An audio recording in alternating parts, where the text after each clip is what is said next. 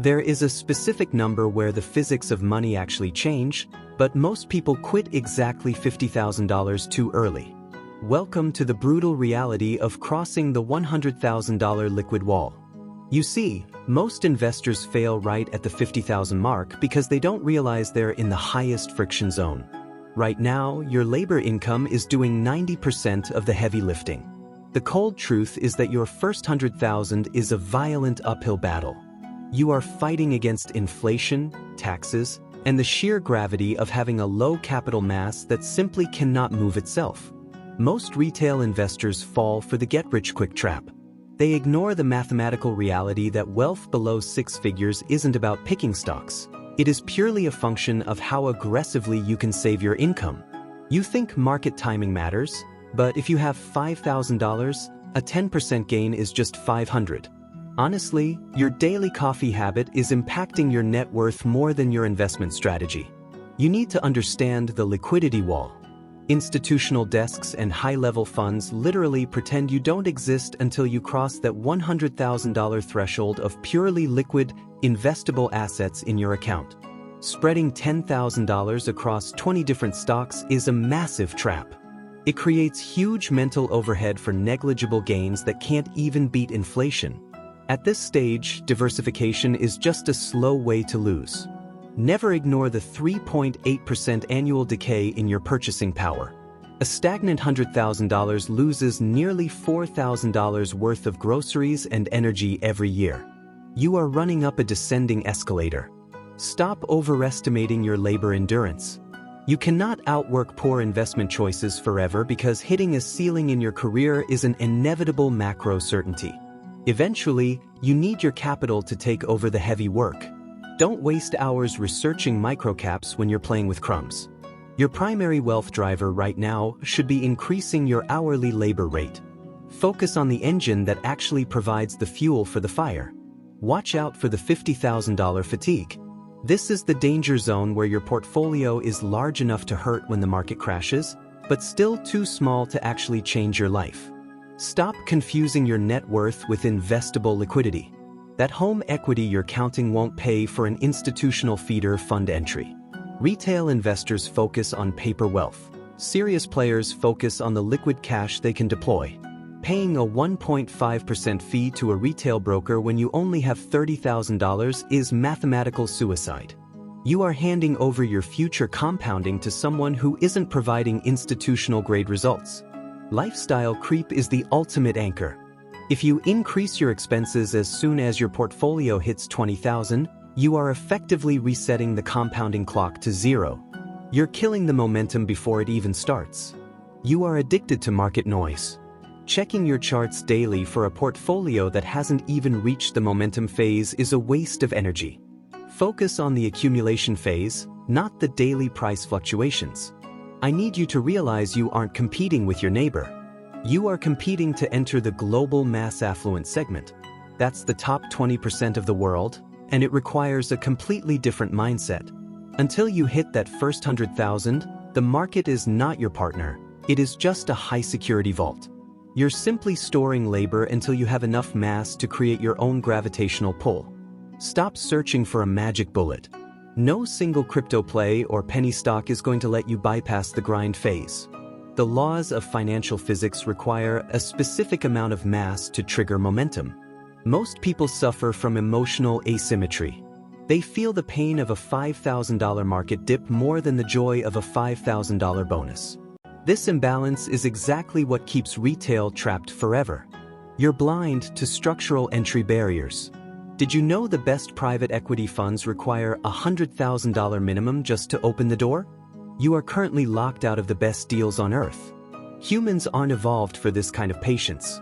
We aren't wired to wait nearly 8 years for a milestone while the market provides zero dopamine. This is why the first 100,000 is the hardest psychological hurdle. Welcome to the capitulation zone. Retail panic selling always peaks when a routine 14% correction wipes out a full year of your hard-earned labor savings. It feels like you're staying still while working your life away. Financial news cycles make $100,000 seem small, which pushes you to take catastrophic risks to catch up. Don't let FOMO trick you into gambling when you should be building a solid foundation. You can't visualize momentum yet. You don't see that the second 100,000 comes 35% faster purely because of asset gravity. You're judging the whole journey by the slowest, most painful part of the race. Be careful with cognitive dissonance. Every time you rationalize a luxury purchase, you are underestimating the massive opportunity cost of those first $10,000. That money is the most valuable fuel you will ever own. You have a high-friction mentality, viewing the market as a casino rather than a tool. Your goal is to transition from labor-based income to capital-based income. The market is the bridge, not the game. Stop comparing your grind phase to the momentum phase of the people you see on social media. They are working with institutional-grade mass while you are still gathering the raw materials for your engine. Don't fall into the loss aversion trap. Keeping $100,000 in cash because you're afraid of a dip means losing nearly $4,000 annually to inflation. It's a guaranteed loss masquerading as safety. The system is designed to keep you uninformed about the time compression shifts at the 100,000 mark. Institutions want you as a retail customer, not a mass affluent peer who understands how the game is played. But what if I could prove, using cold mathematics, that this struggle isn't eternal? There is a specific physics shift waiting for you. Let me show you exactly how the velocity of your wealth is about to change. Let's examine the tale of two velocities by applying the Charlie Munger law to a modern, inflation-heavy marathon. We will simulate investor A starting from zero with a $10,000 annual contribution. In the first 3 years, the landscape is a total desert. You have contributed $30,000, but the 7% market return only adds a few measly thousand. It feels completely stagnant. At this stage, you are feeling extreme labor friction. 95% of your growth comes from your sweat and hours worked, not the market. This is the primary cause of extreme mental fatigue. By year 5, your portfolio hits $55,000. Suddenly, a routine 14% market drawdown occurs, vaporizing $7,700 of your hard-earned gains in a single month. This is the $50,000 trap. That loss feels equal to 77% of your entire year's savings. Most people look at the math and decide that investing simply isn't worth the pain. If you persist like investor A, you finally reach the 100,000 mark after 7.84 years. It is an agonizingly slow process of capital accumulation that requires disciplined, robotic execution. Let's look at the audit of that first 100,000. You personally contributed $78,400 through labor, while the market only provided $21,600. That's a 4-to-1 ratio. Now, the physics shift begins as you aim for the second 100,000. You maintain the same $10,000 annual savings rate, but your existing capital mass has finally achieved its own gravity. Unlike the first decade, your $100,000 now generates its own momentum at a 7% average real return rate. Your money is finally waking up and starting to work beside you. The dividend accelerator kicks in here. A modest 2% yield provides $2,000 per year, effectively performing 20% of your labor for you automatically without you lifting a single finger. By year 10, you hit $150,000. The momentum becomes visible as the market contributes nearly half of your annual growth. You are no longer the only engine in this vehicle. The journey from 100 to 200,000 takes only 5.1 years. This is a massive 35% reduction in time compared to the first milestone, despite using the exact same effort. Looking at the audit for the second 100,000, you only contributed $51,000 of your labor. The market did the remaining $49,000. The balance of power has officially shifted. Compare the two phases. The first 100,000 required nearly $80,000 of sweat, while the second only required $50,000. This is the physical reality of capital gravity acting on your behalf. You are now entering the zero-sum crossing.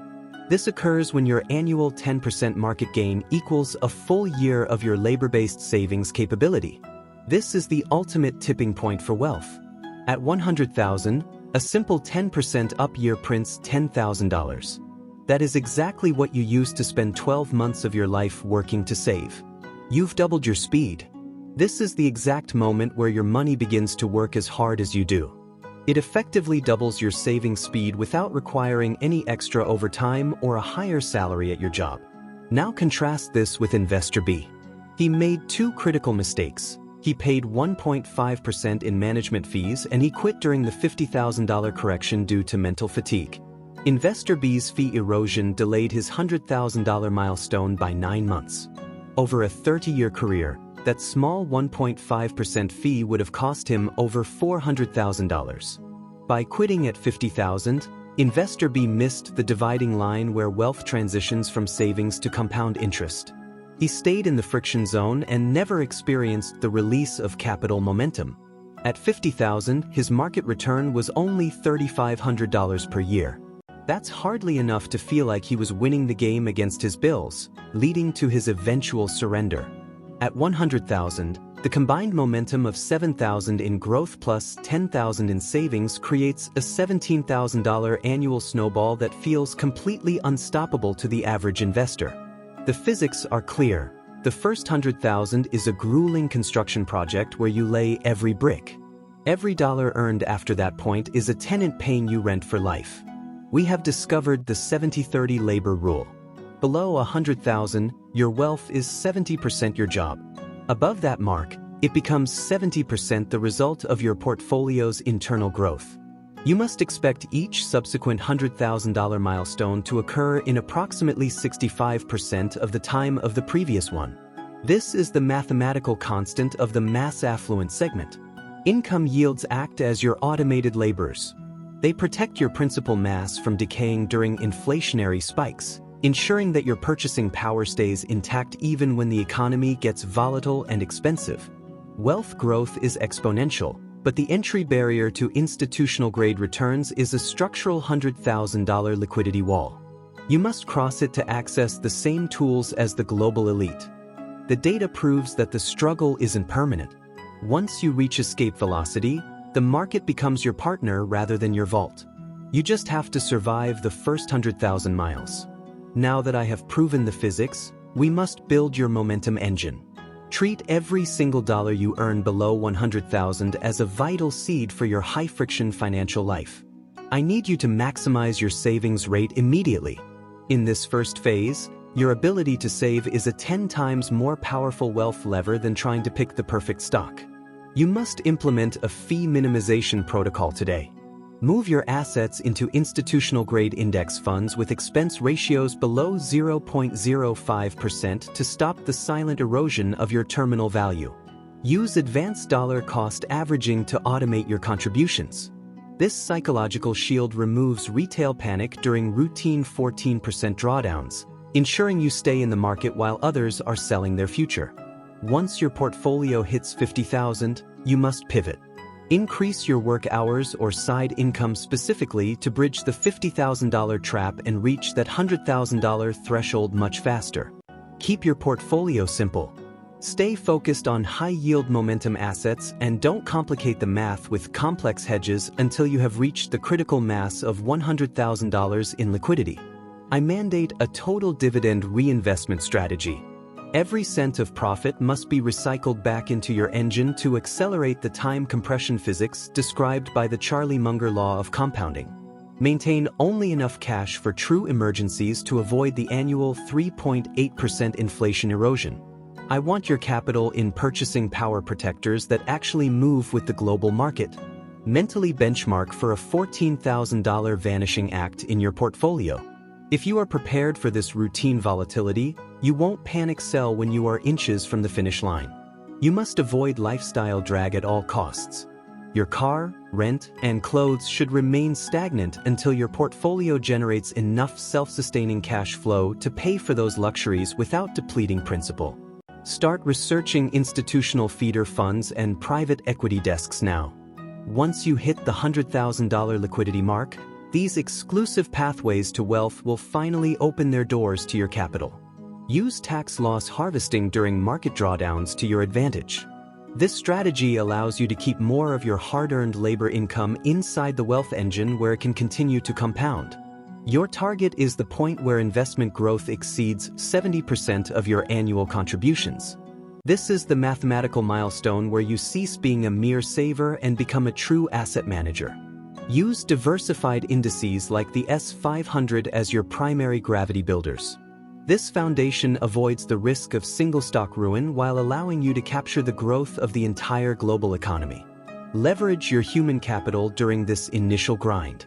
While you are building your first 100,000, your skills and your brain remain the most profitable asset class you currently have under management.